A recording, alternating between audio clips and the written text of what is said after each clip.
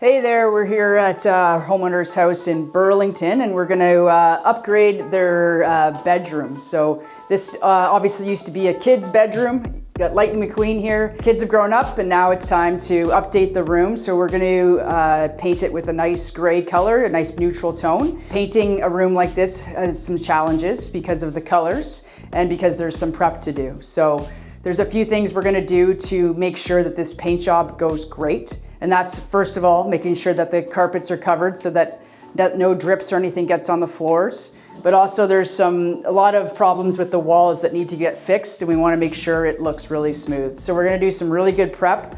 We're going to have to skim some of this stuff to make it a nice smooth wall. We're going to have to fill some holes. We're probably going to have to do a primer coat on this place because these colors are so deep.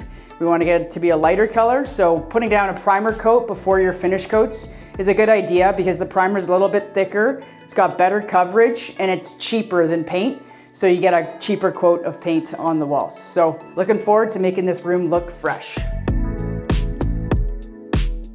So the key to any paint job is really two things. Preparation is always the most important thing, and taking the time to do it right is key. The second thing is using great products. So we're gonna start out with the preparation side of things. There's quite a bit to do in this room. One thing you can see is there are some holes in the wall that we're gonna need to fill before we start. We're gonna pull out these hooks and fill those holes as well. This here had a border on it that was taped onto it. And if you feel it, it's got stickiness to it, and you don't want to paint right over that. So the trick to getting rid of this stickiness on the wall is to use a product called acetone. It's a mineral that you can use.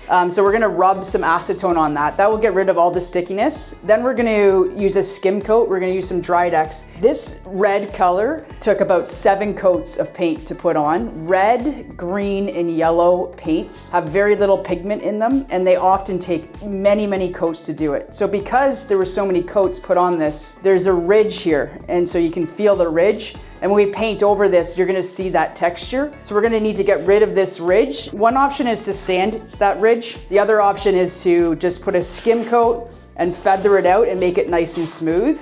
So we're gonna choose the skim coat side because in some areas that ridge is pretty thick. And then we're gonna sand all the walls. It's important to sand the walls before you start to scuff them up a bit so that paint adheres really nicely to the walls. So when I'm speaking about skim coating is using a Drydex filler where you put a coat of the Drydex filler across the area and skim it out to make it nice and smooth. Drydex is an option for small areas, and drywall mud is also an option. So if you're doing a big patch, you'd get together some mud and skim it on the walls and then feather it out to make it nice and smooth. For smaller areas, you can use a Drydex that's a pre-mixed mud. The problem with Drydex, it's great, it's pre-mixed, it works really well. It takes a long time to dry. So it's always a decision, do you want to mix up a huge batch of mud, or you just want to grab some spackle and stick it into there. So we're going to pick Drydex for this option. So what we've got here is an electric drywall sander. This is one of the tools that we like to use. It's a great way to sand the walls using a little bit more power than just using your hands with sandpaper. It's also attached to a shop vac. So as you're sanding, it's sucking the dust into it. So it's a less messy way to do it. It's much more efficient. This is the one we're using here today. This is one of the cheaper options. We also have a Festool that we like to use when we're doing bigger projects. But for just these small areas, we'd like to use this one, and we're sanding all the walls and the patches. The other thing to consider is which grit of sandpaper you want to use. So this wall, you can see, is a little bit orange peely, meaning that it's had some thick paint on it, leaving an orange peely texture. So we want to sand all these walls to make them nice and smooth so that when we put the finish coat on it, it looks really nice and we get rid of that orange peel effect. So we used 180 grit sandpaper for that, which is a bit of a fine touch to it. You can go down to using 100, 120 on a wall, but generally you want to go up to around 180 to make it nice and smooth.